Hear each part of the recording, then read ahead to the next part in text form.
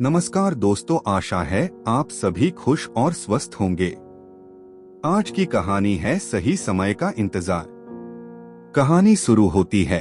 एक बार की बात है, गौतम बुद्ध अपने शिष्यों के साथ एक गांव से दूर किसी बड़े नगर की तरफ जा रहे थे। गर्मी के दिन थे और रास्ता भी बहुत लंबा था। गौतम बुद्ध अपने शिष्यों सहित बहुत देर से चल रहे थे, जिस वजह से उन्हें बहुत प्यास लगती है। वहाँ से कुछ ही दूरी पर बरगद के वृक्ष की एक घनी छाव थी। सभी लोग उस वृक्ष के पास पहुँच जाते हैं। महात्मा बुद्ध अपने शिष्यों सहित वृक्ष की घनी छाया के नीचे विश्राम करने लगते हैं। बहुत देर से चलने की वजह से सभी का गला प्यास से सूख रहा था।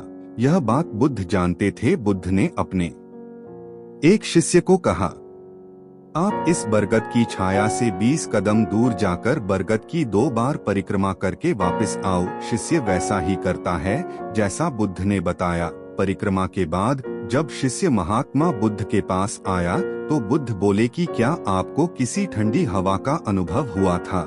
शिष्य बोला, हाँ महात्मा बुद्ध, उस उत्तर दिशा की तरफ से मुझे कुछ ठंडी हवा की अनुभव हुआ था। शिष्य की यह बात सुन महात्मा बुद्ध शिष्य से तुरंत बोले कि उसी दिशा में चले जाओ, जरूर वहाँ से कुछ ही दूर पर एक तालाब अवश्य मिलेगा। उस तालाब से सबके लिए पानी ले आओ। शिष्य उसी दिशा में जब कुछ दूर जाता है तो वहाँ सच में एक तालाब होता है।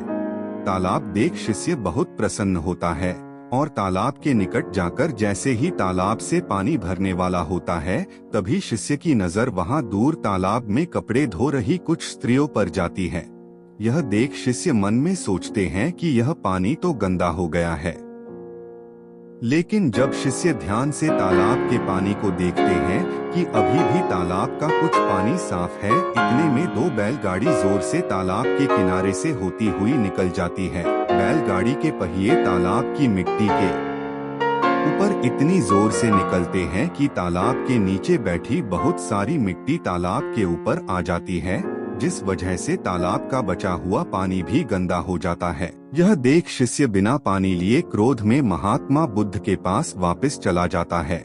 शिष्य बड़े ही निराशा भाव से महात्मा बुद्ध को सब बात बताता है। शिष्य की बातें सुन सभी शिष्य बोलते हैं कि हमें तुरंत यहाँ से निकलना चाहिए, किसी दूसरी जगह पानी की खोज करनी चाहिए, वरना प्यास के मारे जान निकाल जाएगी। इधर महात्मा बुद्ध सभी को शांत होने के लिए कहते हैं और बोलते हैं कि धीरज रखो, कुछ देर यही बैठो, उचित समय आने तक संयम बनाए रखो।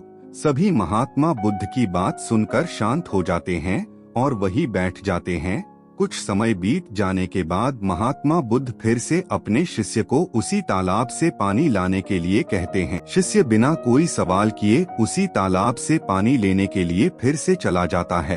तालाब की हालत देख शिष्य को यकीन नहीं होता। तालाब का पानी पूरी तरह से साफ होता है। यह देख शिष्य बहुत खुश होता है और पानी भरकर महात्मा बुद्ध के पास जाता है।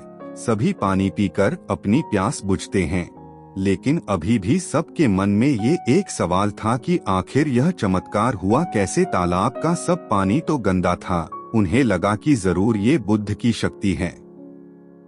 इनमें एक शिष्य ने यह सवाल महात्मा बुद्ध से पूछ ही लिया कि यह चमत्कार आपने कैसे किया? शिष्य का जवाब देते हुए महात्मा बुद्ध बोले कि यह कोई चमत्कार नहीं, यह आपके सब्र का फल है।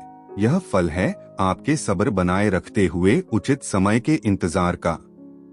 जितनी देर हम सब लोगों ने सब्र किया, उतनी देर तक तालाब के पानी के ऊपर तैर रहे सभी गंदे तत्व और मिट्टी तालाब के पानी के नीचे बैठ रहे थे। फिर कुछ देर बाद शिष्य जब वहां तालाब के पास पहुंचा, तब तक सब दूषित कण नीचे बैठ चुके थे, जिस वजह से तालाब का पानी पहले की तरह साफ हो चुका था तथा तालाब साफ दिखाई दे रहा था।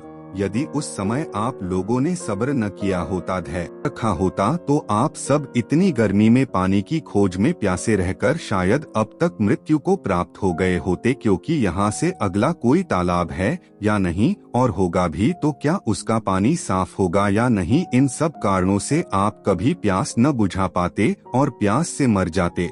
इसीलिए महात्मा बुद्ध कहते हैं कि सही समय का इंतजार करो। अगर आपको मोटिवेशनल स्टोरी इन हिंदी पसंद है तो आप हमारे चैनल को सब्सक्राइब जरूर करें।